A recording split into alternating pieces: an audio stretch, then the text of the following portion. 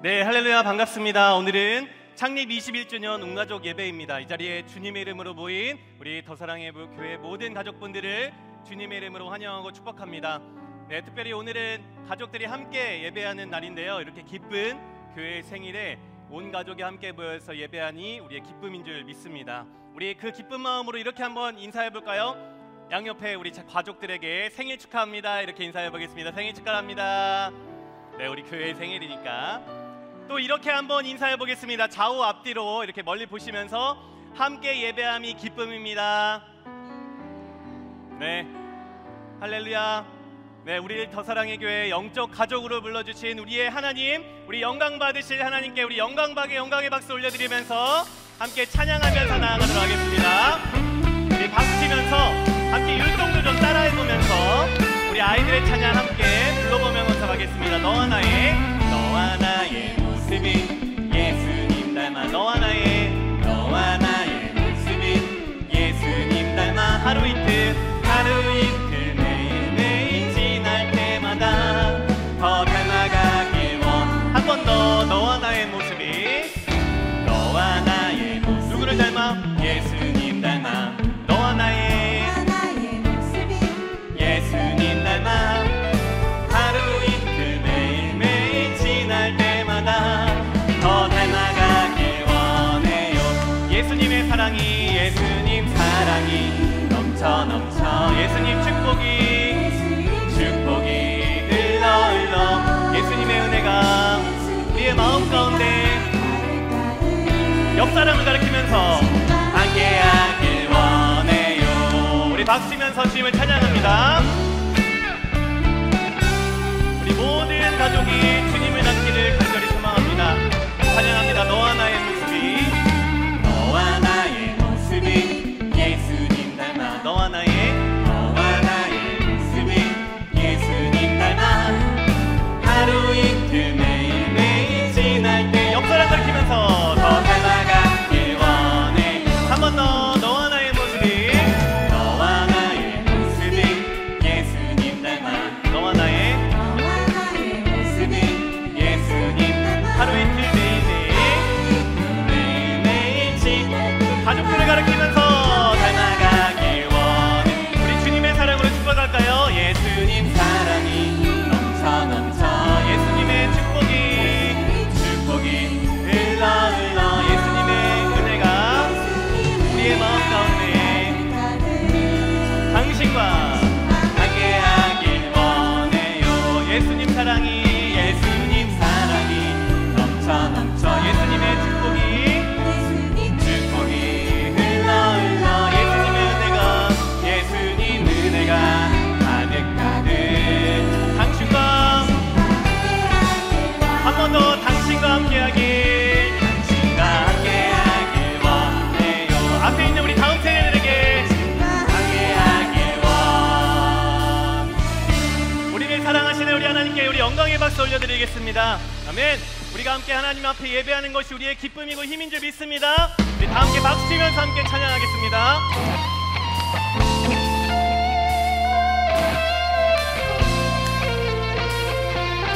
여호와를 기뻐하는 것이 우리의 힘입니다. 할렐루야.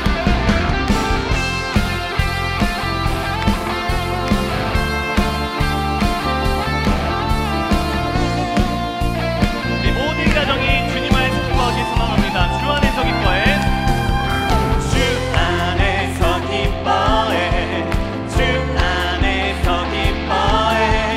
주님 주신 기쁨으로 기뻐하라.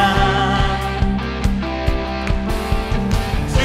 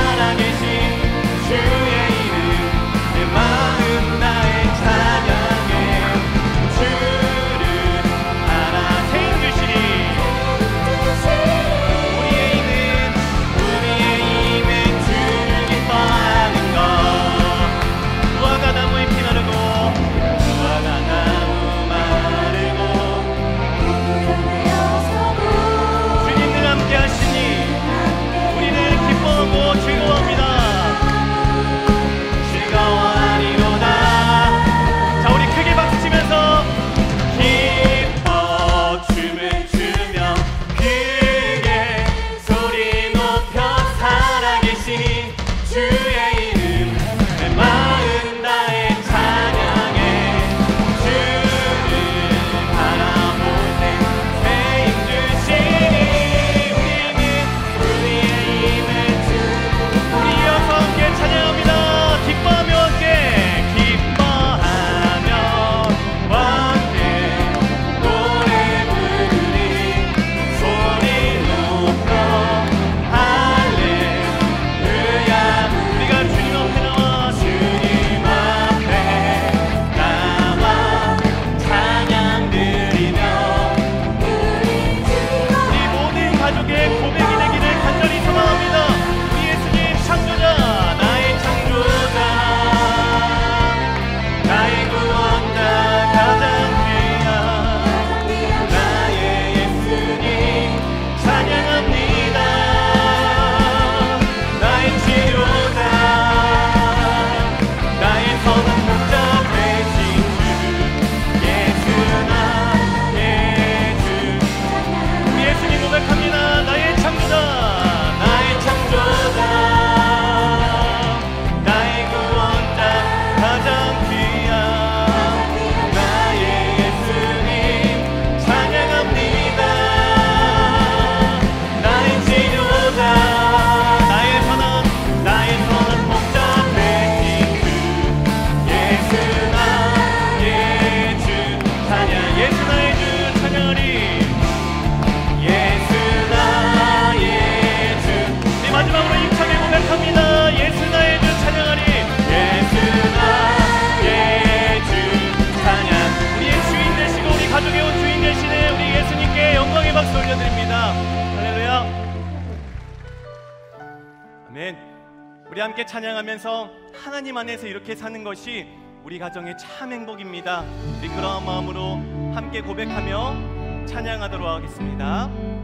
화려하지 않아도 화려하지 않아도 정결하게 사는 삶 가진 것이 적어도 감사하며 사는 삶 내게 주신 작은 힘. 우리 이렇게 한번 바꿔서 불러볼까요? 이것이 우리 가정의 행복이라오. 이것이 우리 가정 행복이라오. 눈물 날 일 많지만 눈물 날 일 많지만 기도할 수 있는 것 억울한 일 많으나 주를 위해 참는 것 비록 짧은 작은 삶 주 뜻대로 사는 것 이것이 우리 가정 행복이라오. 우리 가정 행복이라오. 고백합니다. 이것이 행복이라오. 세상은 알 수 없는 하나님 선물 이것이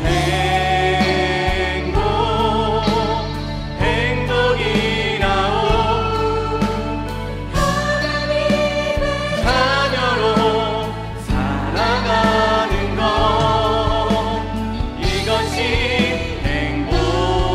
우리 이렇게 고백합니다. 눈물 날 일 많지만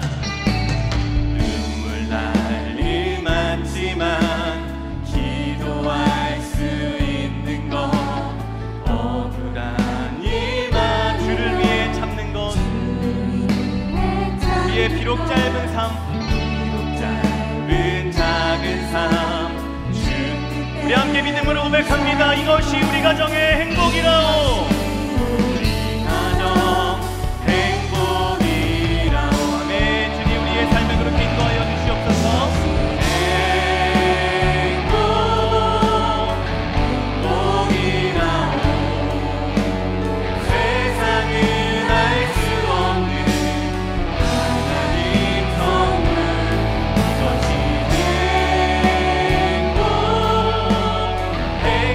행복이라오.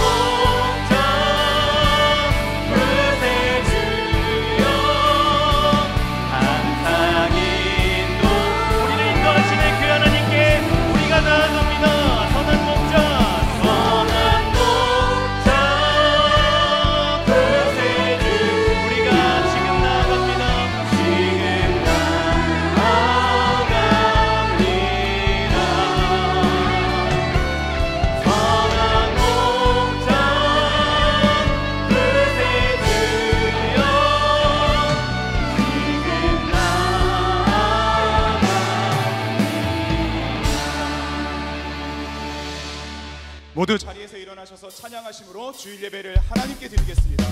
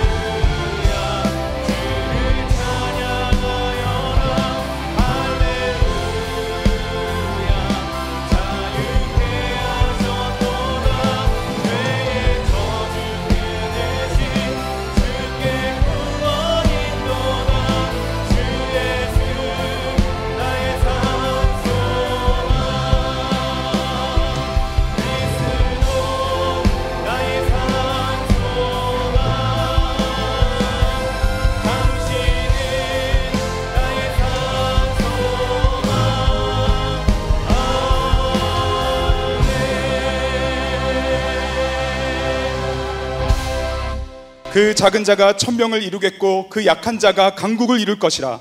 때가 되면 나 여호와가 속히 이루리라. 하나님은 영이시니 예배하는 자가 영과 진리로 예배할지니라. 아멘.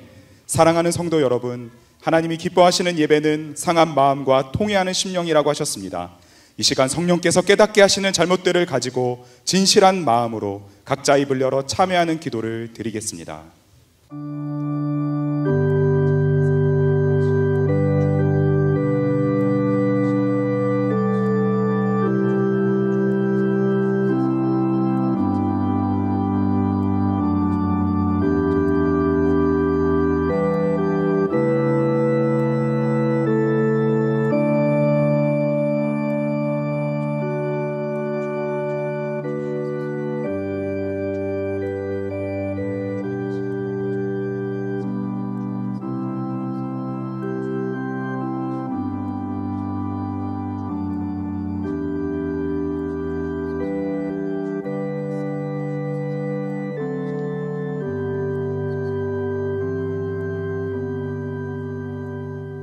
만일 우리가 우리 죄를 자백하면 그는 미쁘시고 의로우사 우리 죄를 사하시며 우리를 모든 불의에서 깨끗하게 하실 것이요. 사랑의 주님, 이 놀라운 용서의 은총을 허락하신 것을 감사합니다. 이제는 우리가 법 아래 있지 아니하고 은혜 아래 있기 때문에 더 이상 죄가 우리를 주관치 못하는 줄 믿습니다. 이 시간 우리를 다시 한번 성령으로 강건케 하시고 충만케 하여 주옵소서. 예수님의 이름으로 기도합니다. 아멘. 자리에 앉으셔서 함께 찬송하겠습니다.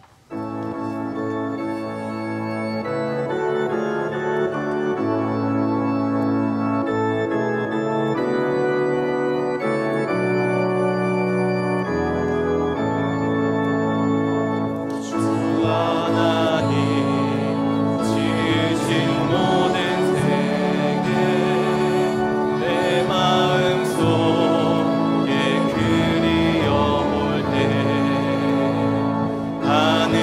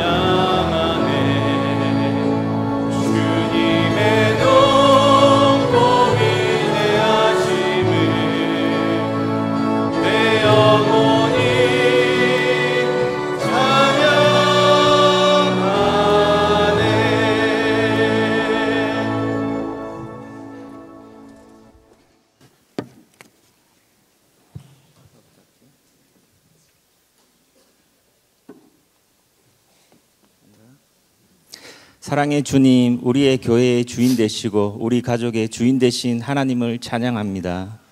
우리의 입술로 올려드리는 찬양과 경배를 하나님께서 기뻐 받아주세요.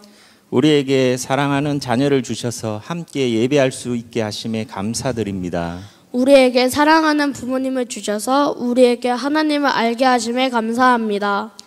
때로는 부족함이 많은 부모이지만 그럼에도 하나님이 맡기신 자녀를 믿음과 사랑으로 키워갈 수 있도록 해주세요. 하나님을 사랑하듯 부모님을 사랑할 수 있게 하시고 부모님을 통해 보여주신 신앙의 길을 우리도 함께 걸어갈 수 있도록 해주세요. 하나님, 우리를 용서하신 사랑을 자녀들에게 전하게 해주시고 더 사랑하고 더 품을 줄 수 있는 마음을 주세요. 하나님, 우리에게 부모를 공경하고 부모님의 마음을 헤아릴 수 있는 마음을 주세요.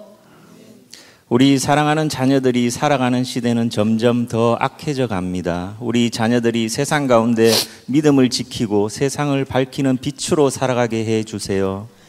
우리가 부모를 통해 전해주신 믿음, 유산을 지켜 세상 속에서도 하나님의 자녀로 살아가게 해주세요. 우리 사랑하는 자녀들에게 지혜와 총명을 허락해 주시고 능력과 늘 돕는 손길을 허락해 주셔서 세상 속에서 하나님의 자녀로 쓰임받게 하여 주세요. 늘 우리를 위해 수고하고 헌신하시는 부모님의 건강을 늘 지켜주시고 날마다 부모님에게 힘과 능력을 더해주세요. 또한 우리가 다 알 수 없지만 힘써 가정을 세우는 부모의 마음을 위로해 주세요. 오늘은 더 사랑의 교회 21주년을 기념하며 예배합니다. 지금까지 더 사랑의 교회를 인도하신 하나님께 감사와 찬양을 올려드립니다. 지금까지 우리 교회를 인도하시고 지켜주셨던 것처럼 앞으로도 우리 교회가 가르치고 치유하고 전파하는 사역을 힘써 감당하게 하여 주세요. 하나님, 우리 사랑하는 자녀들이 앞으로 교회를 이끌어가는 다음 세대로 자라나게 하여 주세요. 하나님이 우리 교회에게 주신 사명을 힘써 감당하는 우리가 되게 하여 주세요. 오늘 함께 드릴 예배를 위해 기도합니다. 온 가족이 함께 모여 예배할 때 무엇과도 바꿀 수 없는 큰 감사와 기쁨이 있기를 원합니다. 말씀 전하시는 이인호 목사님에게 지혜와 건강을 주셔서 하나님의 말씀을 바로 선포하실 수 있도록 도와주세요. 오늘 예배를 섬기는 많은 분들이 있습니다. 그분들을 기억해 주시고 찬양대의 찬양을 기쁘게 받아주세요. 오늘도 우리의 예배를 기뻐 받으시는 예수님의 이름으로 기도합니다. 아멘.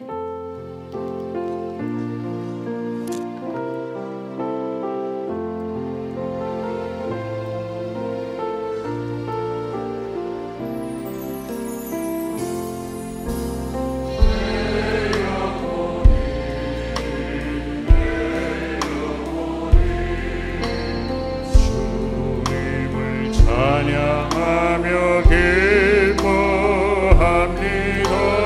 내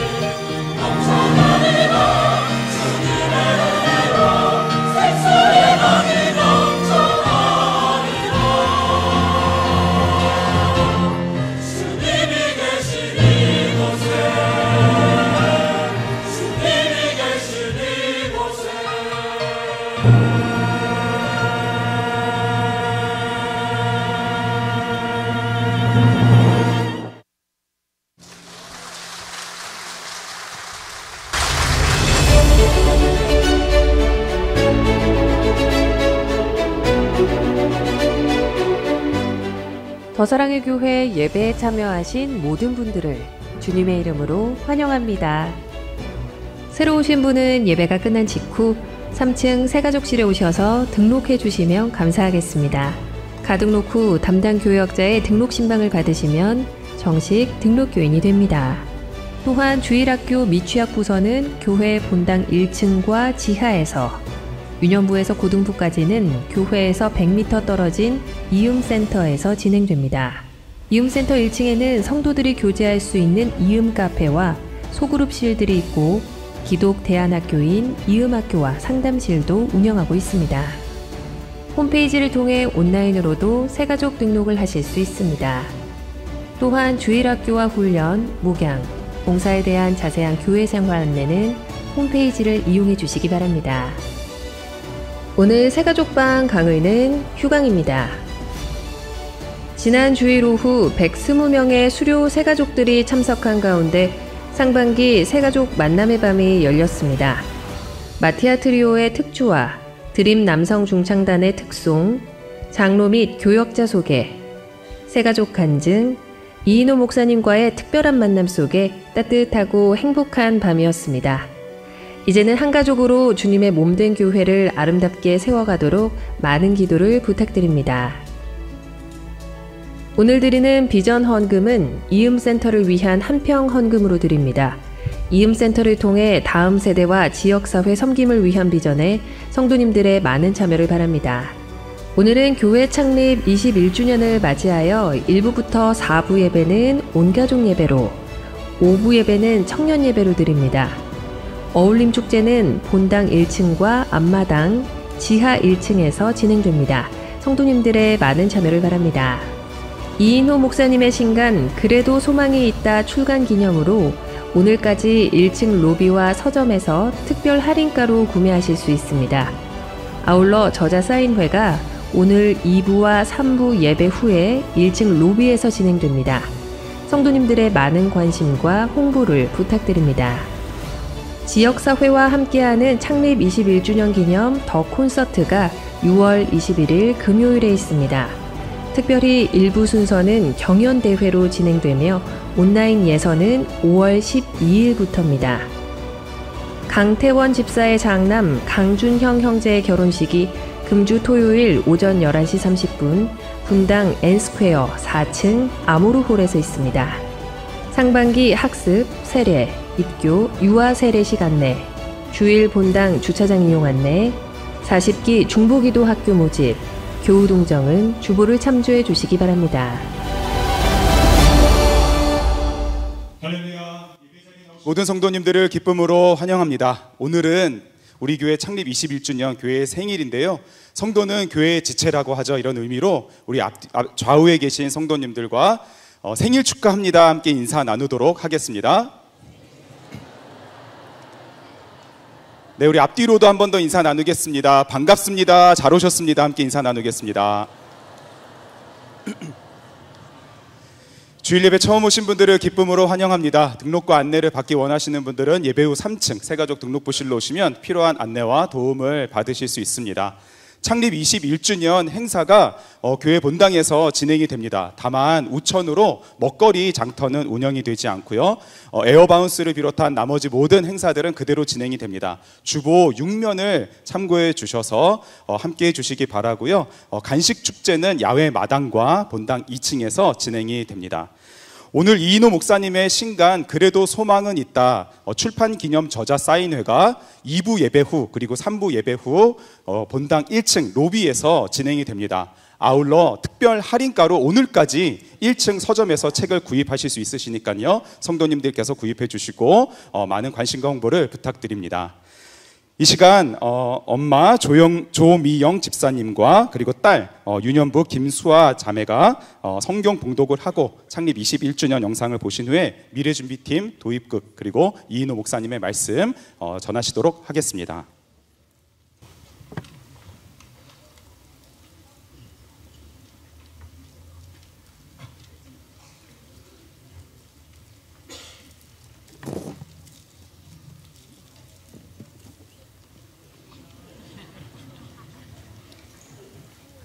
어머니.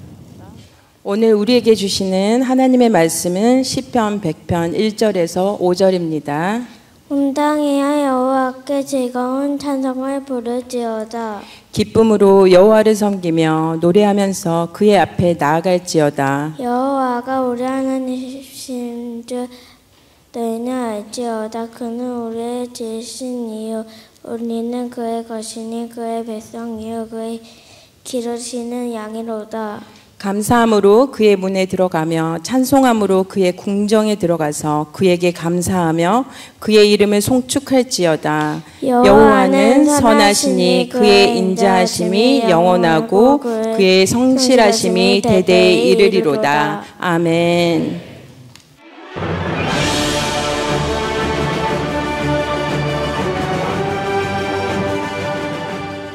2003년 1월 30여 명의 성도들과 함께 첫 예배를 시작으로 지금까지 21년간 쉼없이 사명으로 달려온 더사랑의 교회. 예수님으로부터 시작된 가르치고 치유하고 전파하는 사명을 우리도 이어받아 귀한 사명 감당할 수 있도록 하나님이 더사랑의 교회를 여기까지 인도해 주셨습니다.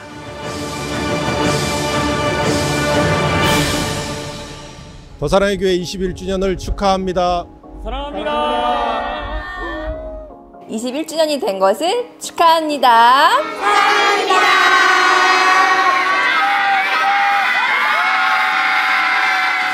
더사랑의 교회 21주년을 축하합니다.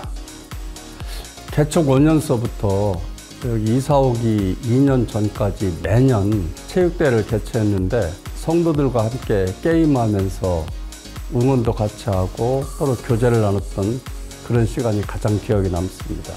제자 훈련과 또 매주마다 주차와 차량 봉사를 안전하게 마쳤을 때 가장 행복했습니다. 남성을 세워주는 교회가 되기 때문에 좋아합니다. 그 다음 세대에 대해서 확실한 관심을 가지고 믿음 속에서 생활하는 것이 너무 좋습니다. 주일 예배 드릴 때마다 너무 감격이 있고 교회 왔을 때 그냥 그 따뜻한 그 어떤 생명력 이런 게 느껴졌고요. 예, 그래서 참 예배가 너무 좋은 것 같아요. 신앙을 올바르게 키워나갈 수 있음에 감사합니다. 주님 옆에 나가시는 우리 성도님들의 모습이 너무 아름답고 좋았습니다. 예배가 재미있고 선생님이랑 친구들이 좋아서요. 찬양하고 예배할 기회를 주는 것이 좋았습니다. 온 마음으로 다 함께 하나님을 찬양할 수 있어서 저는 우리 교회가 좋아요. 많은 친구들이랑 예배 드릴 수 있어서 좋아요. 선생님을 만나는 게 좋아요. 우리 교회 예배가 참 즐거워서 참 좋아요. 그리고 도움을 받을 수 있는 많은 선생님들과 전도사님들, 목사님들이 있기 때문에 그 점에서 많은 도움을 받고 있는 것 같아 가장 좋은 것 같습니다. 하나님 말씀이 재밌고 많이 배워서 좋습니다. 그리고 친구들이 많아서 좋아요. 소년부 겨울 캠프 때 새로운 친구들도 많이 사귀고 재미있는 놀이기구도 많이 타면서 하나님 안에서 함께 뛰놀 수 있는 게 행복했어요. 더사랑의 교회 21주년을 축하합니다. 더사랑의 교회 21주년을 축하합니다.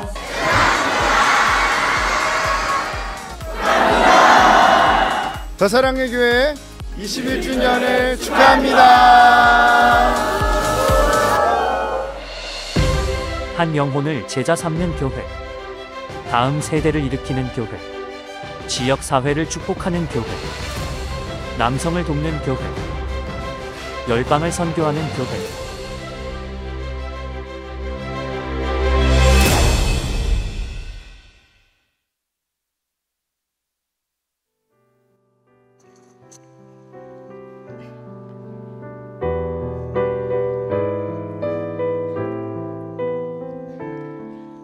하늘 가는 밝은 길이 예수 인도하시네. 오늘 옷도 이쁘게 입고 나왔더니 왜 이렇게 노래를 잘해. 어머 세상에 이렇게 교회에서 기도를 열심히 하는 청년이 있다니. 어머 아버지, 소망이 있네. 우리 소망이 있어. 아니 이거 뭐야, 교회 이거 주보에 오타가 있네, 오타.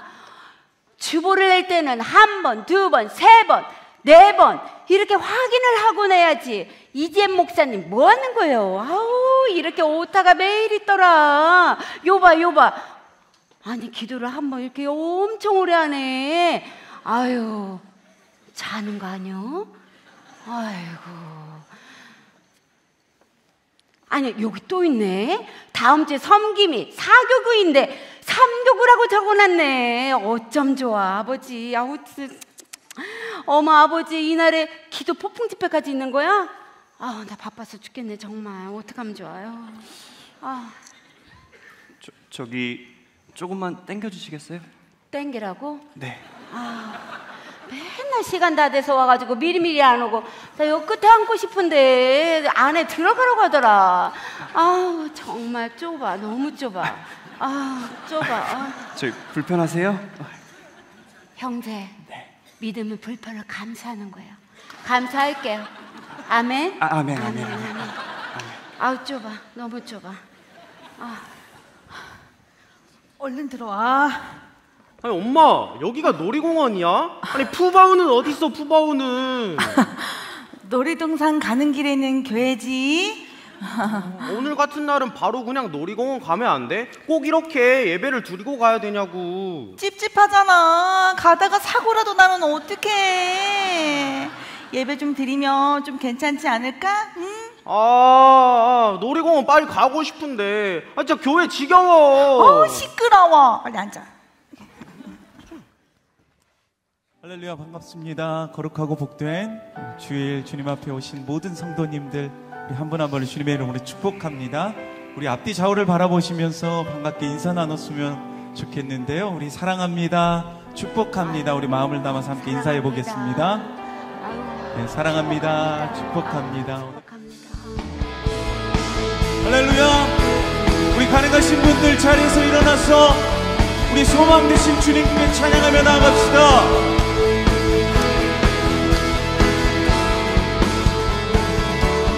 영광의 이름 예수 찬양하리. 천과 낮음 대신 주.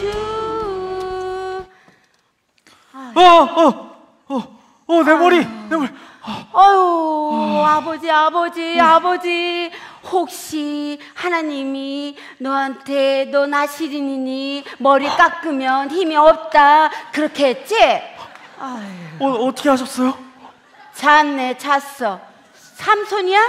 어휴, 정말 내가 기도를 안 했더니 우리 교회가 이렇게 이 지경이 됐네. 내가 기도를 해야지. 아휴. 오늘 우리에게 주시는 하나님의 말씀은 구약성경 창세기 39장 6절에서 12절까지의 말씀입니다. 한 절씩 교독하겠습니다. 조금만 땡겨주세요. 네. 찡겨서 천국 보내려나? 힘들어. 우리 교회 넓은데 왜 이렇게 좁아? 몇 장 몇 절이에요? 3장 겉절이요. 뭐 하는겨? 3장 겉절이? 그런 것도 있나? 에이, 모르겠다. 인스타 인증이나 해야지. 일요일은 역시 교회. 은혜는 값없이 주시는 것. 지렸다리.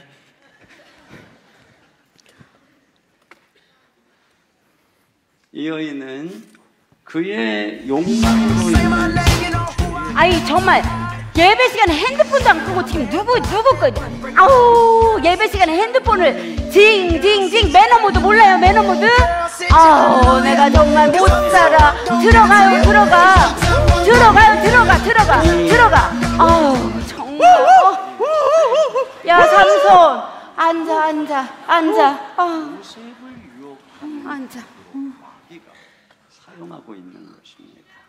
그러니까 예수님은 요셉보다 더 어려운 유혹을 이기셨습니다. 아멘. 마귀의 시험을 이기시고 인기의 유혹을 이기시고 왕 삼으려는 유혹을 이기셨습니다.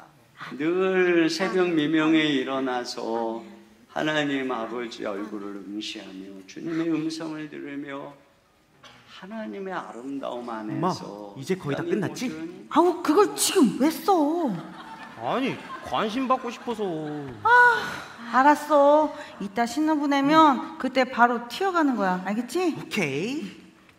아따, 양 추수할 곳이 여기 다 있네. 정말로.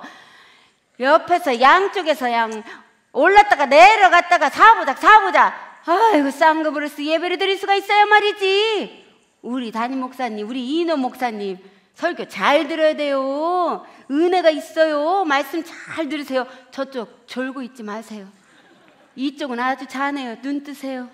네. 하나님 앞에 준비하신 헌금을 드리겠습니다. 아이고, 나는 하나님의 기쁨 달라고 3개나 준비했어요. 아유, 3개나 준비했어요.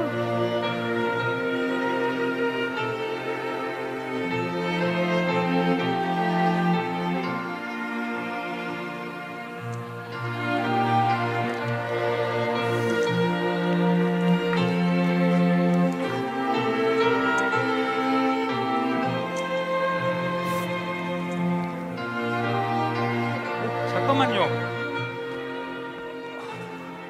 우와, 5만 원? 5천 원. 5만 원? 5만 원? 그럴 리가 없는데. 잠깐만요. 아, 색이 비슷해서 5천 원인 줄 알고. 5만 원. 늦었어. 아, 한 번만 봐주시면 안 될까요? 형제, 예수님 이렇게 말씀하셨지. 자기를 위해 이 땅에 보물을 쌓아두지 말라. 아멘. 아, 아멘. 아멘, 아멘. 아휴, 내 5만 원 이번 주에 파마하러 가야 되는데. 네. 아이고, 참. 들어가. 아까워? 나는 하나도 안 아까워요. 나는 마냐면 기분이 너무 좋아요. 아유. 모두 자리에서 일어나셔서 유혹을 이기게 하시는 하나님께 찬양드리겠습니다. 여보세요? 나 예배 중이었어. 금방 갈게. 지금은 우리 주 예수 그리스도의 은혜와 우리 또 아버지 끝나고 가면 사람 많으니까 우리 먼저 가자. 자, 준비하시고 3, 2, 1 출발. 가자. 한성이 나라로. 푸바. 간절히 축원하옵나이다. 아멘. 할렐루야. 은혜가 있도다. 은혜가 있어. 아이고, 아버지. 사랑하신 자에게 하나님이 잠을 주시도다. 엄청 사랑하시는가벼. 나는 성가대 연습이나 가야겠다. 한량없는 은혜. 아이고, 오늘도 예배 한 건 해치웠다. 온라인 예배 때 훨씬 편했는데. 집에 가서 잠이나 자야지.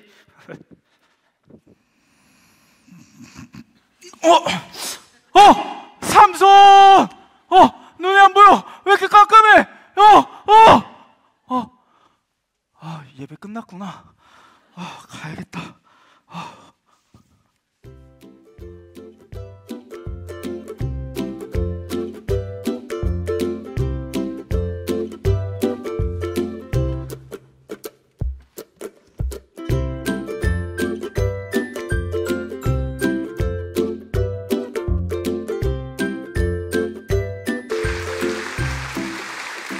우리 미래준비팀 교육자들에게 감사의 박수 드리겠습니다.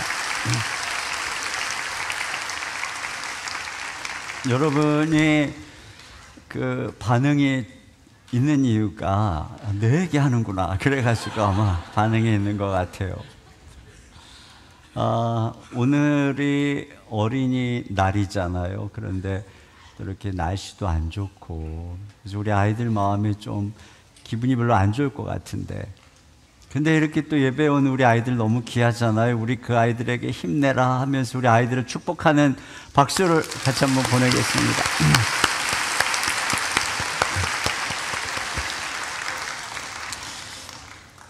또 또 오늘이 21주년 되는 주일입니다. 여기까지 우리 걸음을 인도해 주신 하나님께 우리 영광의 박수 올려드리겠습니다.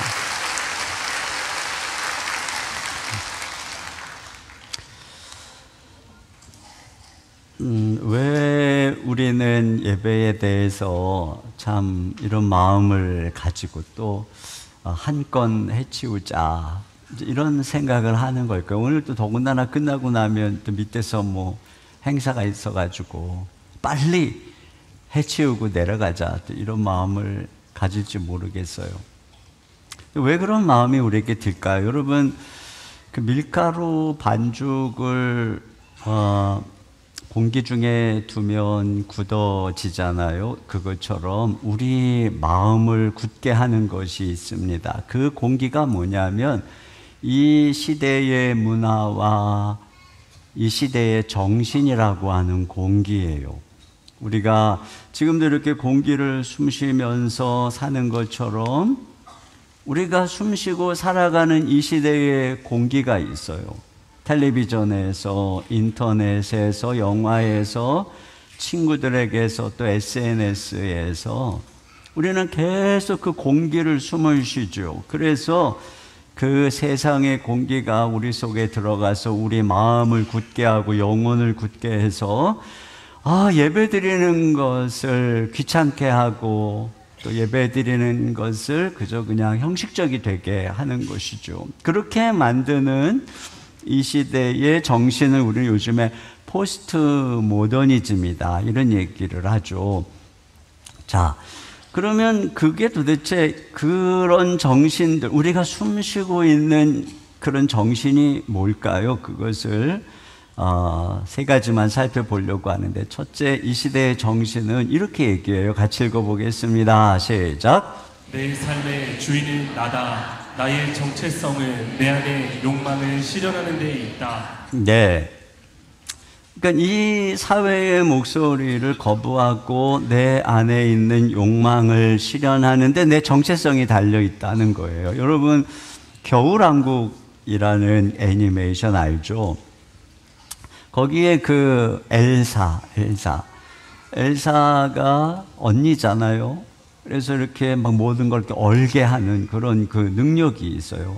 그 어느 날 동생 안나하고 놀다가 그 능력 때문에, 그 마법 때문에 동생이 다치니까 엄마 아빠가 걱정을 해가지고 걔를 성 안에 가두고 사람들이 못 보게 하고 너 그런 거 사용하지 마라 이렇게 하잖아요. 그러다가 엄마 아빠가 사고로 죽게 돼서 이제 엘사가 여왕으로 즉위를 하는 날에 사람들에게 보여지는데 그가 긴장을 해서 그의 그 능력이 나타나고 사람들이 수근수근거리고 그러니까 엘사가 뛰쳐나가요. 뛰쳐나가서 그냥 막 달려갑니다. 그리고 이제 나는 마음껏 표현하면서 살 거야. 그러면서 부르는 노래가 Let it go예요. Let it go. 내버려둬. Let it go. 나는 이제 더 이상 사회가 말하는 착한 소녀로 살지 않을 거야. 나는 이제 내 속으로 억누르는 것을 표현할 거야. 세상에는 옳은 것도 그런 것도 규범도 없어. 그러면서 Let it go, 내버려둬. 그러면서 노래를 하는데 이 노래가 이 시대의 그 흐름, 이 공기를 아주 우리에게 잘 표현해 주고 있어요. 이번에 여러분도 아마 매스컴에서 들으셨겠지만 그 민희진, 뉴진스를 만든 그분이 그 방시혁, 그 BTS 만든 그 기업 그 하이브하고 한반 막 받았잖아요. 그래가지고 인터뷰를 했는데 이것에 대해서 MZ세대들의 반응이 열광적인 겁니다. 그렇게 막 거대한 기업도 기성세대에 거침없이 자기 마음을 표현하고 인터뷰하면서 막 욕도 하고 울기도 하고. 근데 이런 것을 이제 요즘 세대들은 이게 나를 찾는 길이다라고 이렇게 표현하는 것을 굉장히 중요하게 여기는 것이죠. 그래서 이 포스트 모더니즘은 이런 주체적인 자아를 추구하고 거침없이 자아를 표현하고 그러면서 내 안에 숨겨진 욕망을 실현하는 것을, 이게 이제 자기의 자아상 정체성을 찾는 길이라고 하는데 그 걸림돌이 뭐냐? 그게 종교고 그게 하나님이라는 거예요. 그래서 이 세상에서 종교도 없애버리고 하나님도 없애버리고 우리끼리 잘 살 수 있다, 이렇게 이제 생각하는 것이 세속 정신이란 말이죠. 그러다 보니까 이런 분위기 속에 이런 공기를 숨쉬고 살다가 이제 우리가 이렇게 예배를 드리러 오면 그런 것으로 마음이 굳어져 있는 것을 발견하는 거예요. 그래서 이렇게 예배는 엄마 따라서 오기는 했는데 교회에 나와는 주는데 이제 내가 나이가 먹고 내 스스로 결정할 때가 되면은 이제 나는 나만의 길을 갈 거야, 이런 생각을 마음속에 우리 자녀들 가운데 은근히 갖고 있는 친구들이 있어요. 자, 그런데 이런 얘기가 아무리 근사하다고 해서 다 옳은 건 아니죠. 이런 생각에 허점이 있어요. 이게 뭐냐면 첫째로는 이 정체성의 문제인데요. 과연 외부의 인정이 없이 주변의 평가와 상관없이 나는 내 욕망을 표현하고 나를 인정하는 것이 가능하냐는 것입니다. 주변 사람들이 야, 쟤 다 미쳤다, 쟤 괴물이다, 이렇게 얘기해도 상관없어, 나는 나를 사랑하고 나를 훌륭하게 여길 거야 라고 하는 것이 과연 가능하냐는 것이죠. 여러분, 이거는 가능하지 않아요. 왜냐하면 이 시대의 젊은이들이 자기만을 표현하고 자기만의 길을 간다고 하지만 너도 나도 SNS에 열광하고 인스타그램에서 얼마나 팔로워가 많고 얼마나 좋아요를 누르는가에 거기에 자신의 존재감을 두고 살아간단 말이죠. 그러니까 어떤 면에서는 뭐 사회나 기존 권위에 대해서 나 뭐라고 하든 난 상관없어 라고 보이는 것 같지만 자기가 중요하게 여기는 세계 속에서는 그들이 나를 얼마나 인정하는가에 여전히 자신의 정체성을 두고 사는 거죠. 그러니까 우리는 내가 가치 있는 존재라고 내가 중요하게 여기는 어떤 사람들이 이야기를 해줘야만 하는 존재라는 거예요. 또 여러분 주변에서 야, 쟤는 막 성격 파탄자야, 완전 사이코패스야 라고 그렇게 막 사방에서 그러는데도 나는 나만 사랑하면 그만이야 그러면서 자기를 괜찮게 여기고 있다면 그 사람은 사실 정신이 이상한 사람이지, 제정신인 사람이 그렇게 여기기는 어렵습니다. 그리고 만약에 우리 주변에 누군가가 굉장히 이상하게 이기적으로 살면서 스스로를 자화자찬하고 막 이런 사람이 있다면 여러분은 아마 아우 쟤는 완전히 나르시스트야 그러면서 친하게 지내지 않으려고 할 것입니다.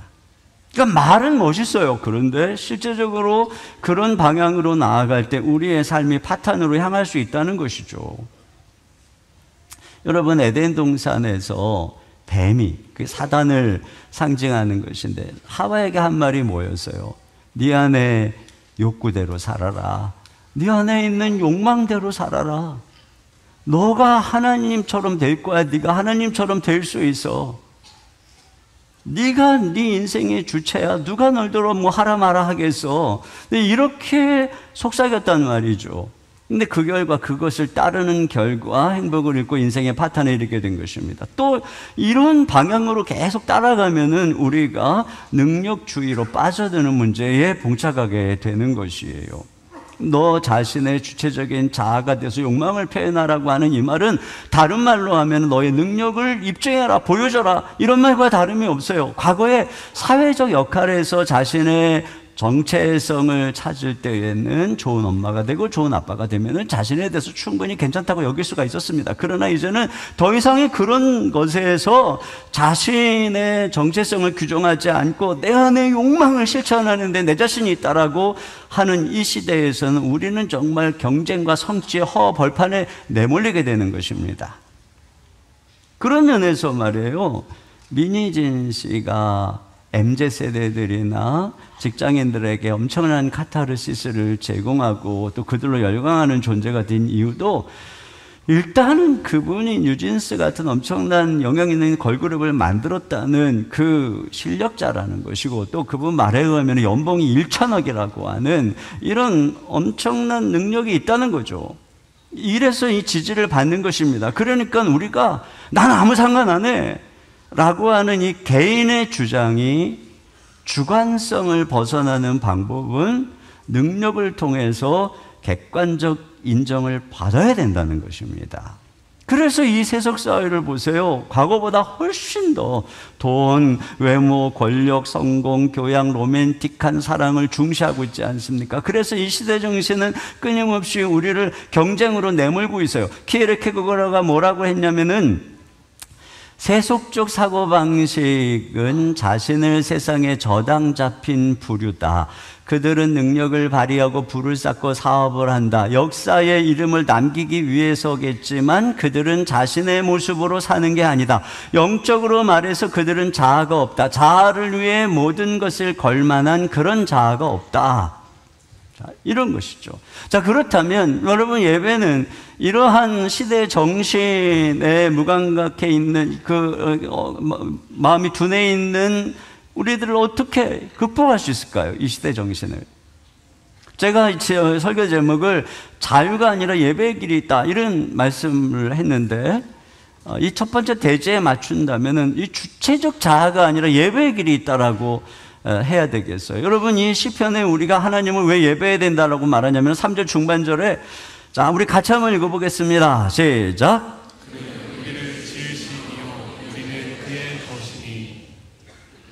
여기 시인은 하나님이 우리의 지으신 분, 창조자이시고 우리의 소유자가 되신다는 거예요. 그러니까 하나님께서는 우리를 창조하시고 자기의 소유, 자신의 작품이라고 하신다는 겁니다.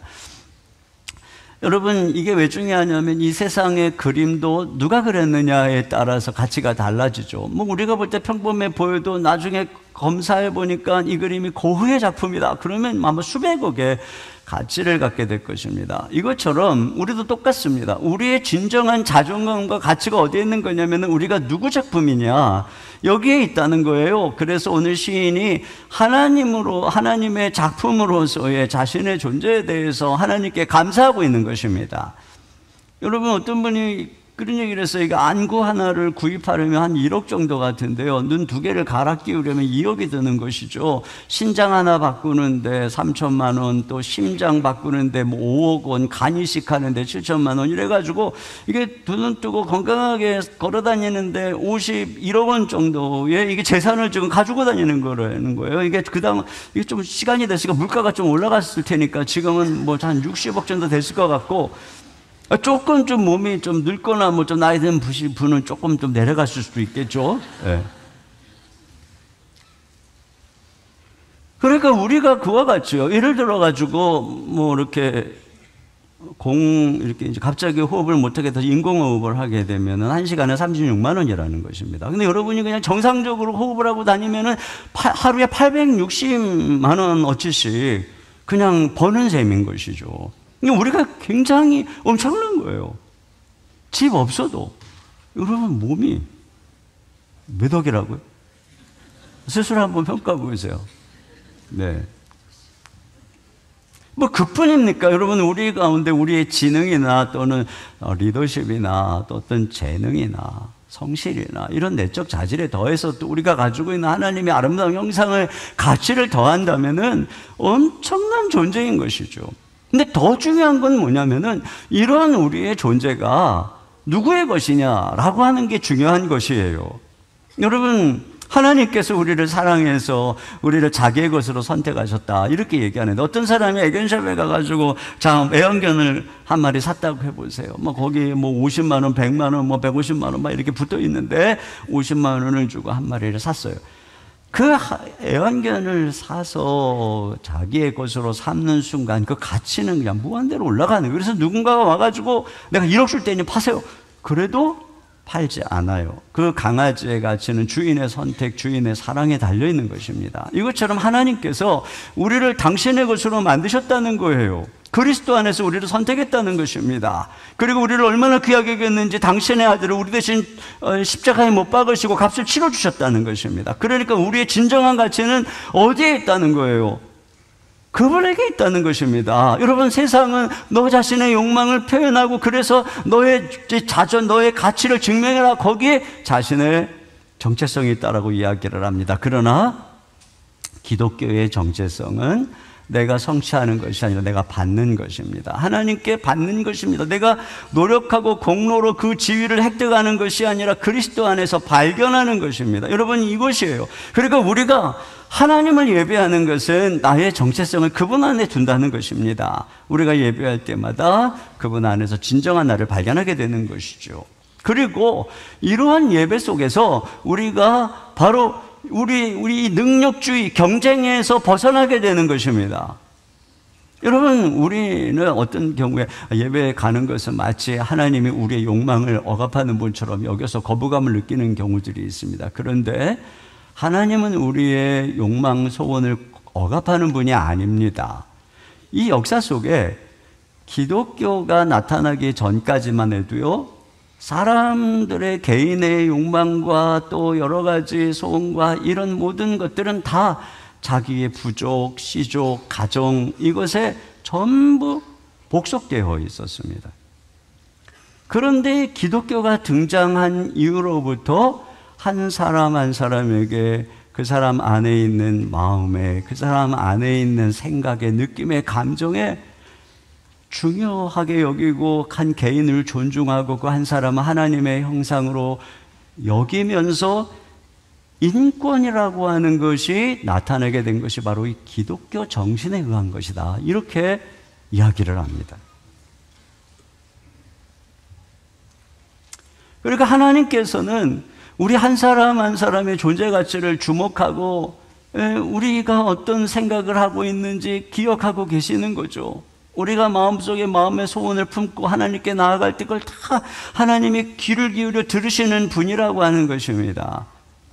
그리고 그렇게 아무 이유 없이 우리를 사랑하시는 그분 안에서 내가 존귀한 존재다라고 하는 이 자기 정체성을 확인하는 사람은 더 이상 세상에 나가가지고 뭐 사람들의 칭찬에, 인기에 연연하지 않는 거예요. 오히려. 그러니까 보세요. 여러분, 그 나를 뭐 이렇게 표현하고 자기 욕망을 실현하고 네 안에 있는 것을 네 마음껏 너의 주체적으로 살아라. 이렇게 하면서 주변 눈치 보지 마라. 그러면 그럴수록 더 경쟁과 자기의 능력으로 자신을 입증해야 되는 상황으로 몰리게 되는 것이에요. 그러나 하나님이 우리를 얼마나 사랑하시는지, 하나님이 우리를 바라보는 시각으로 우리를 바라보고 그분 안에서 내가 얼마나 존귀한 존재인지를 깨닫게 될 때 우리는 사람들이 우리를 인정하는 게 중요한 게 아니에요. 사람들이 우리를 칭찬하는 게 중요한 게 아니에요. 우리는 정말로 사람들의 평가에서 자유하게 되어서 정말 우리만의 삶을 살아갈 수 있는 거예요. 그뿐이 아니죠. 그분의 사랑 안에서 우리는 우리 안에, 여러분, 우리 내면의 욕망이라고 하는 것들이 얼마나 불안정합니까? 근데 그 내면이 쫙 고요하게 정리가 되면서 우리는 진짜로 질서 있는 창조적인 삶을 살 수 있어요. 엘사가 그 안에 있는 것, 나는 내 안에 있는 것을 다 표현할 거야 하니까 어떻게 됐어요? 세상에 다 얼어붙었어요. 겨울왕국이 돼버렸어요. 봄이 사라져 버렸어요. 그런데 그 동생 안나가 언니를 찾아가서 목숨을 다해서 언니를 구하려고 하다가 결국은 이 동생이 언니가 발사한 이 얼음에 꽁꽁 얼어버리죠. 그때 엘사가 그 동생을 보면서 뜨거운 사랑의 눈물을 흘릴 때 이 안나가 살아나죠. 이 사랑 안에서 드디어 엘사가 자기 안에 있는 이 욕망을, 이 절제할 수 없었던 내면을 절제할 수 있는 내면의 질서와 평안을 얻게 되고, 그래서 또 어떻게 돼요? 드디어 봄이 오는 거예요. 여러분, 이것이 바로 우리가 예배할 때 하나님 안에서 얻게 되는 것이에요. 그러니까 우리가 하나님 앞에 예배한다는 것은 그분 앞에서 이 세상의 모든 정신을 떠나서 그분 앞에서 우리가 얼마나 존귀한 분인가 귀를 기울이는 거예요. 우리의 가치를 그분에게서 확인하는 시간인 것입니다. 또 우리로 하여금 이 예배에서 멀어지게 하는 또 다른 이 시대의 정신은 이렇게 얘기합니다. 자, 두 번째 같이 읽어보겠습니다. 시작. 우리는 각자 자기 주관대로 살면 된다. 그 누구도 이래라 저래라 할 수 없다. 네. 여러분, 우리가 우리 자신을 하나님이고 우리 자신을 주체적인 존재라고 주장한다면 이런 존재가 되게 필연적으로 주장하는 게 뭐냐면 자유입니다. 자유. 이 세상에 우리가 절대적으로 따라야 될 하나님도 또는 어떤 절대적인 가치나 도덕도 없다라고 한다면, 그렇다면 어느 누구에게도 우리에게 이래라 저래라 주장할 권리가 없어요. 그러니까 우리는 그냥 우리 각자의 생각대로 주관대로 살면 된다는 것입니다. 그러니까 이 자유가 이 포스트 모더니즘의 핵심 정신이에요. 그래서 사람들은 얘기합니다. 내가 다른 누군가의 자유를 침해하지 않는 한, 내가 누군가에게 해를 입히지 않는 한 우리는 각자가 원하는 대로 자유롭게 살 수 있다라고 얘기를 하는 것입니다. 찰스 테일러라고 하는 분이 뭐라 했냐면 관용되지 않는 유일한 죄는 불관용이다, 이런 얘기를 했어요. 그래서 오늘날의 세대들이 가장 싫어하는 것이 뭐냐면은 이것만이 옳아라고 얘기하는 거예요. 그건 틀렸어 라고 얘기하는 거예요. 그냥 믿어라, 따라와라, 이렇게 해라, 저렇게 해라. 그러니까 이런 억압과 이런 독재를 싫어하는 거예요. 이런 말에 알러지 반응을 느끼는 것입니다. 당신이 그렇게 말할 권리가 어디냐는 거예요. 근본적으로 부모님에게도 마찬가지고 목사님에게도 마찬가지고 정치인에게는 더더욱 그런 것입니다. 그러니까 여러분, 그런 입장에서 우리가 이런 시대 속에, 이런 시대의 그 공기 속에 살다가 하나님께 예배한다는 것은, 여러분, 그분께 복종하고 그분께 경배한다는 것이 받아들이기가 어려운 것입니다. 그 예배는 우리의 자유를 속박하는 구시대적인 유물이다, 이렇게 생각하는 거예요. 그러나 여러분, 그럴듯하게 들린다고 해서 그게 옳은 걸까요? 문제가 없는 걸까요? 한번 생각해 보세요. 우리가 다른 사람에게 해를 끼치지 않는 한 각자가 자유롭게 살 수 있다라고 말할 때, 그러면 다른 사람에게 해를 끼치지 않는 기준은 뭐예요? 그 사람마다 다른데 그 기준이 절대적인 게 없다고 말하니까, 그 남편이 막 늦게 들어와가지고 자기 방에 들어가서 나는 당신에게 방해하지 않고 해를 끼치지 않고 내 방에서 하루 종일 게임을 할 거야. 그러면 이것은 과연 아내에게 해가 안 되는 것일까? 여러분, 과연 이런 생각을 가진 사람이 결혼 생활을, 가정 생활을 정상적으로 유지해 나갈 수 있을 것인가? 또 소극적으로 내가 누군가에게 해를 끼치지 않는다고 합시다. 그러면 그 다음에 자유를 누릴 권한이 내게 주어지는 걸까요? 내가 나만 책임질 수 있으면 내가 어떻게 살아가라고 할 권리가 아무에게도 없다 라고 하는 말이 진리가 되려면, 여러분이 살면서 아무도 여러분을 위해 희생한 사람이 없어야 하고, 지금도 여러분이 아무에게도 도움을 받거나 빚을 지지 않고 절대적으로 혼자서 완전하게 존재할 수 있어야만 하는 것입니다. 그러나 그런 사람은 아무도 없어요. 우리는 이미 이만큼 존재하는데 타인의 부채 속에, 도움 속에서 살아가게 되는 거죠. 부모님의 희생 속에서, 사랑 안에서 살아가게 되는 것이고, 수많은 사회 구성원들의 섬김 속에서 오늘 우리가 여기에 존재하게 되는 것입니다. 그런데도 불구하고 내 인생은 자유야, 누구도 나에게 뭐라고 말할 권리가 없어, 내 삶에 간섭할 권리가 없어, 나는 자유야, 내 마음대로 살 거야 라고 말한다면, 한마디로 그 사람에 대해서 우리는 그냥 이기적인 사람이구나 라고 말할 수밖에 없습니다. 내가 타인이 필요했고 필요하다면 나도 타인의 어려움을 책임지는 일을 감당해야 되는 것이죠.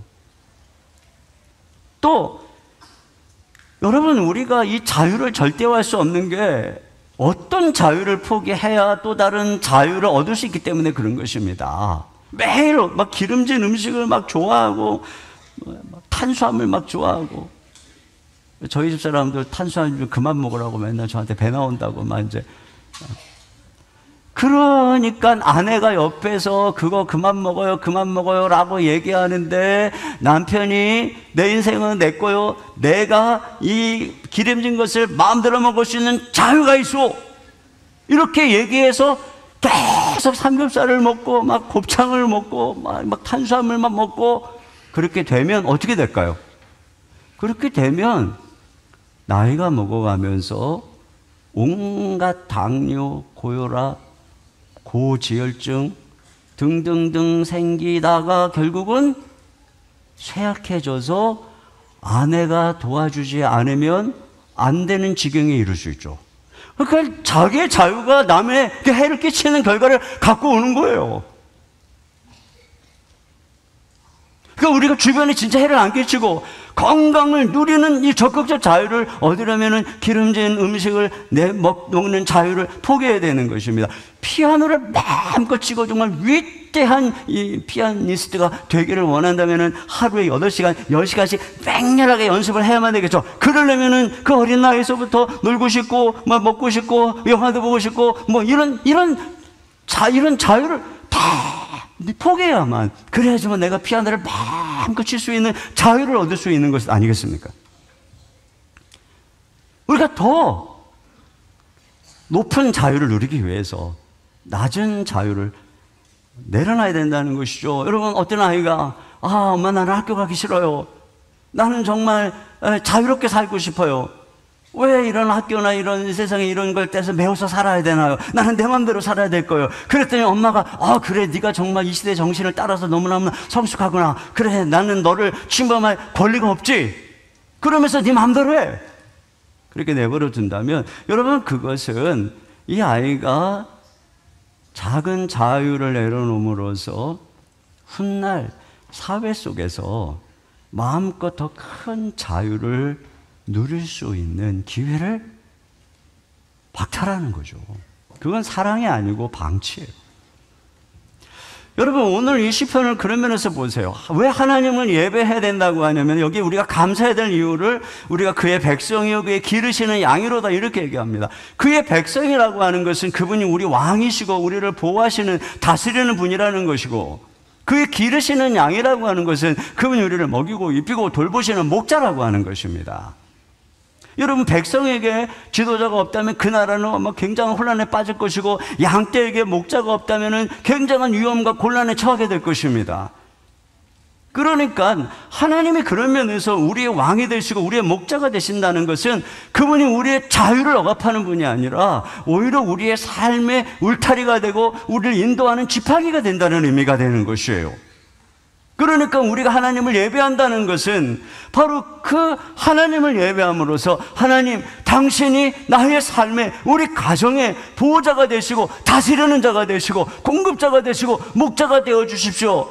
그래서 당신 안에서 진정한 평안과 진정한 자유 속에 거하기를 원합니다. 이런 고백인 것입니다. 그러니까 예배가 억압이 아니에요. 여러분, 우리가 운전을 할 때 차선을 딱 준수해서 운전을 하는 것은, 그건 진정한 자유를 누리는 길이죠. 그런데 내가 그 차선을 막 벗어나고 싶은 내 마음의 욕망을 따라서 막 벗어나게 되면 그건 파멸로 이르게 되는 것입니다. 그런 면에서 여러분, 진정한 자유의 억압자는 예배가 아니에요. 하나님이 아니에요.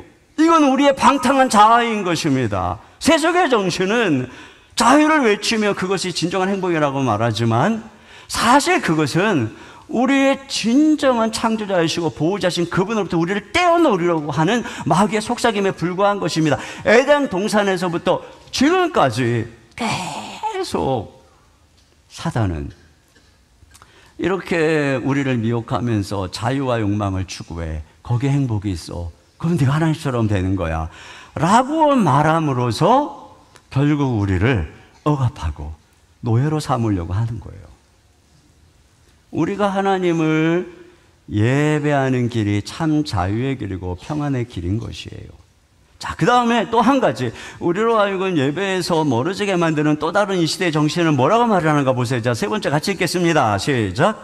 내 삶에 주어질 의미와 목적은 없다.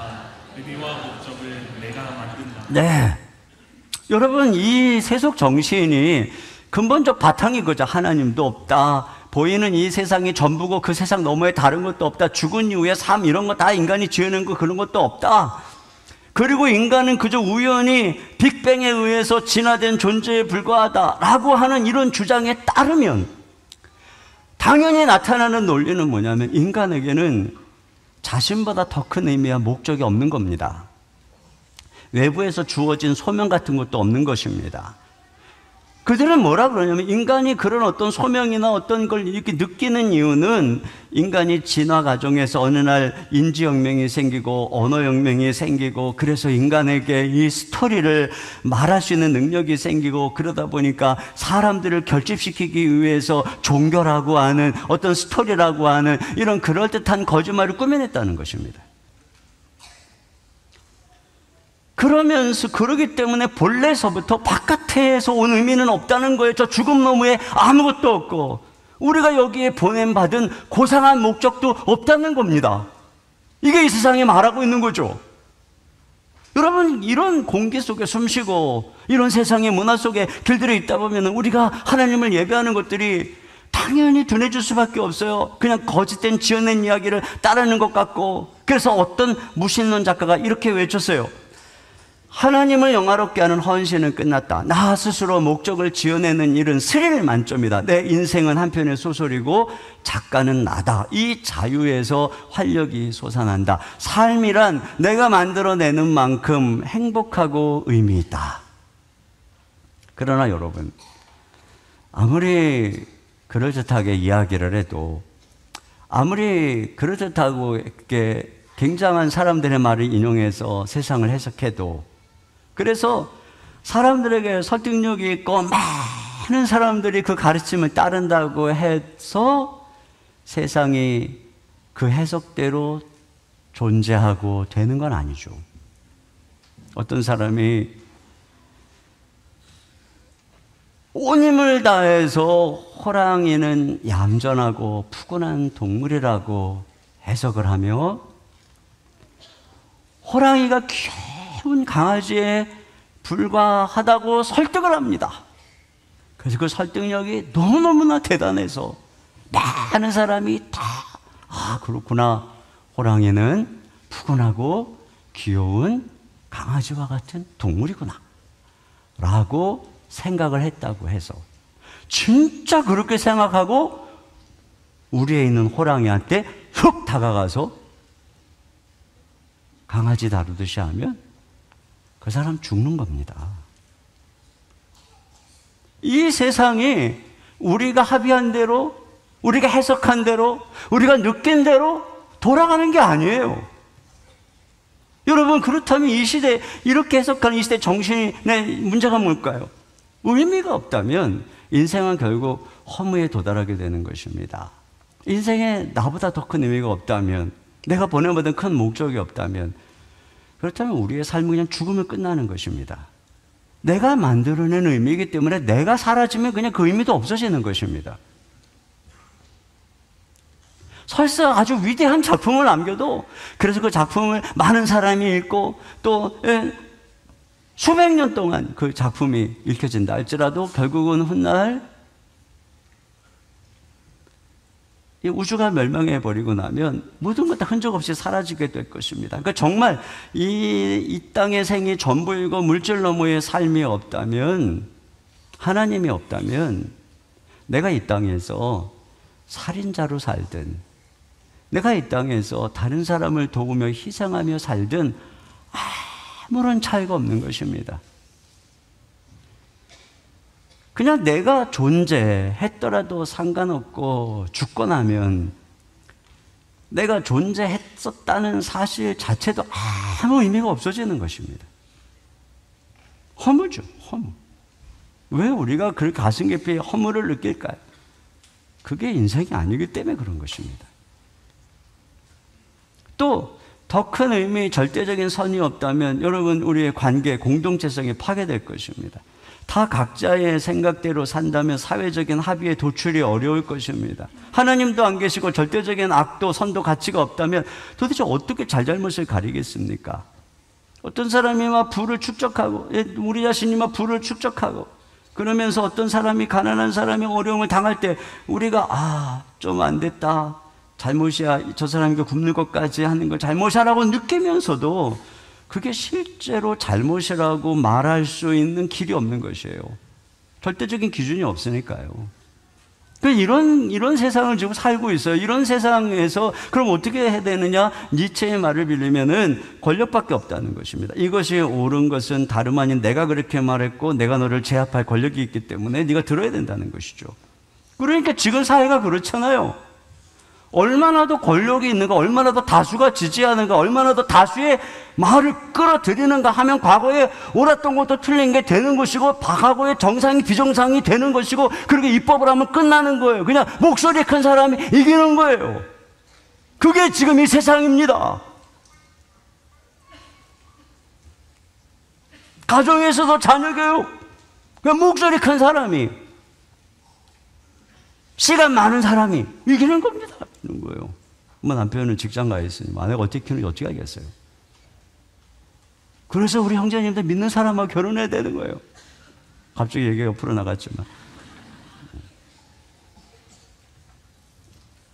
또 우리가 다른 사람의 눈물을 닦아줄 수가 없어요. 여러분, 포스트 모더니즘, 인간은 단지 영혼 없는 화합물의 복합체라고 합니다. 사랑은 그저 화학 반응이라고 합니다. 우주는 그저 차가운 메커니즘에 불과하다고 합니다. 그러니까 이런 정신은 애통하는 자들의 눈물을 닦아줄 수가 없어요. 사람들에게 어떤 황홀한 성취감이나 깊은 보람이나 공동체 따뜻함이라고 하는 것을 일체 줄 수가 없습니다. 여러분, 이렇게 우리를 몰아가는 이 세속 사상이 과연 그것이 그럴듯하다고 해서 이게 진리입니까? 오늘 시편은 왜 우리가 하나님을 예배된다고 말하는가? 5절을 같이 보겠습니다. 5절입니다. 시작. 여호와는 선하시니 그의 인자하심이 영원하고 그의 성실하심이 대대에 이르리로다. 네, 여기 보면은 여러분, 이 구절은 정말 생각하면 생각할수록 심오한 구절이에요. 왜냐하면 처음에는 하나님은 정말 선한 분이야, 좋은 분이야. 그래서 그분의 인자하심이 늘 나와 함께 하셔. 그분의 성실하심이 나와 함께 하셔. 그리고 하나님을 찬양합니다. 근데 그러다가 어느 날 고난이 와요. 그러면 하나님 왜 그러시지? 하나님 나 사랑하시지 않으신가? 불평하고 원망합니다. 그런데 그러다가 시간이 지나면서 그 고난 속에서 기도하면서 내가 더 신앙이 성숙해지고 그 고난 속에 감추어진 하나님의 아름다운 뜻들을 발견하면서 또 뭐라고 고백하게 되냐면 다시 고백하는 거예요. 하나님은 선하시다. 그분의 인자하심이 늘 나와 함께하고 그분의 성실하심이 늘 대대에 이루고 있어. 이렇게 고백하게 되는 것이죠. 그러니까 우리가 신앙이 성숙할수록 우리 고백하게 되는 거, 하나님은 선하시다. 하나님은 모든 것을 합력하여 선을 이루신다. 하나님은 어떤 경우에도 선하시다. 이렇게 고백하게 되는 것이죠. 여러분, 그러기 때문에 우리는 이런 분의 존재를 믿고 그분의 선하신 섭리를 믿기 때문에 지금 내가 고난 속에 있어도 포기하지 않는 것입니다. 내가 버림받은 인생이라고 생각하지 않고 다시 일어나게 되는 것이죠. 빅터 프랭클이 죽음의 수용소라고 하는 책에서 그가 가졌던 의문이 이거였어요. 왜 어떤 사람은 그 나치 수용소의 그 끔찍한 인간 이하의 그 심각한 상황에서도 인간의 힘과 덕을 잃지 않은 반면에 왜 어떤 사람들은 삶을 포기하고 심리적으로 무너지고 도덕적으로 완전히 무너지게 되는가? 그걸 보았더니 그들이 추구하는 삶의 의미와 상관이 있더라는 것입니다. 이 땅에서 승진하는 것에 의미를 두고 사회적인 어떤 그 위치에 의미를 두고 또 뭐 어떤 가정의 어떤 그 행복한 관계에 모든 의미를 두었던 사람들 입장에서 한번 생각해 보세요. 그들이 그 나치 순서에 들어가는 순간에 자기가 의미를 뒀던 것들이 다 무너져 버린 거예요. 그러니까 더 이상 지탱할 의미 없는 거예요. 인생이 끝나버린 것입니다. 그런데 무너지지 않은 사람들은 그 상황에서도 자신의 삶의 주된 의미를 이 세상 너머에 두고 있었다는 거예요. 하나님이 보고 계셔. 이 땅 이후에 하나님이 계셔. 하나님이 모든 것을 최후에 심판하시고 바로 잡으실 거야. 여기에서의 헤어짐이 끝이 아니야. 그때 우리는 다시 영원한 그곳에서 만나게 될 거야. 주님은 우리를 보고 계셔. 이런 사람들만이 유지하고 있더라는 거예요. 그 인간됨을 말이죠.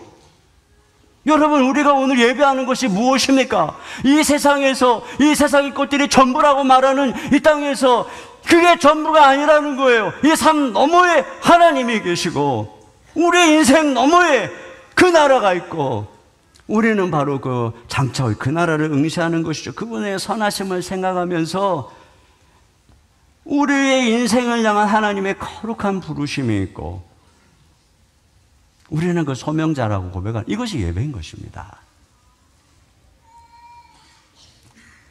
여러분, 이 세상의 풍조는 우리를 예배에서 멀게 합니다. 너 자신이 하나님이야.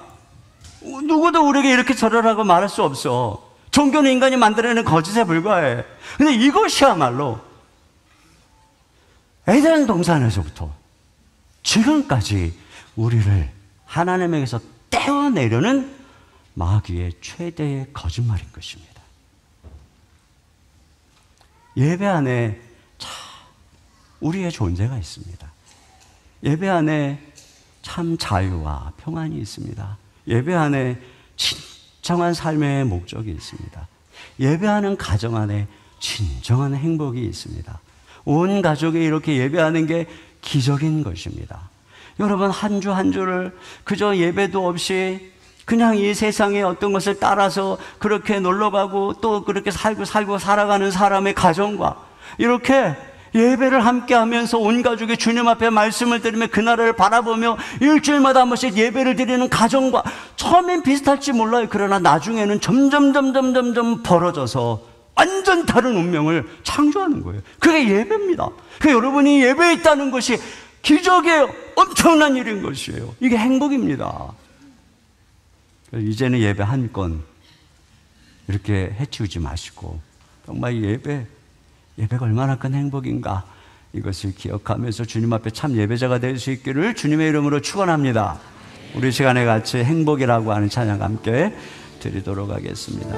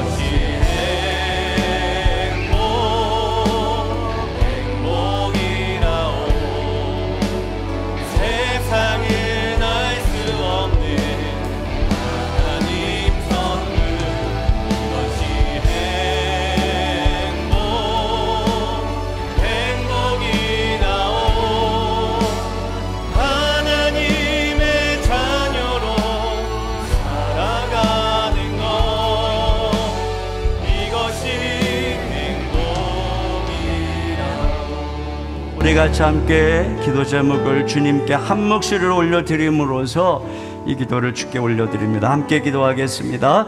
나의 정체성을 나 자신에게 두지 않고 나를 택하여 자기 것으로 삼아주신 하나님 안에서 진정한 나를 발견하며 예배하게 하소서. 아멘. 자유와 욕망을 추구하라는 세상 정신을 거부하고 하나님을 예배하는 길만이 참 자유의 길이요 평안과 기쁨의 길임을 깨닫게 하소서. 아멘. 우리 삶 너머에 계신 선하신 하나님의 섭리를 믿고 온 가족이 함께 주를 예배하며 날마다 행복한 삶을 살게 하소서. 아멘. 제가 기도하겠습니다. 하나님 아버지, 우리가 하나님을 예배하는 것이 얼마나 큰 행복인지요. 하나님 안에 진정한 우리 자신의 존재가 있습니다. 하나님이 우리를 선택하시고 당신의 아들을 내어주시기까지 사랑하신 그 주님의 사랑 안에 내 자존감이 있고 내 정체성이 있고 내 자화상이 있습니다. 우리 하나님을 따라가며 하나님의 말씀을 따라가는 이 진정한 예배의 길, 순종의 길, 그 안에 진정한 자유가 있고 진정한 우리 주님이 예비하신 축복이 있는 줄로 믿습니다.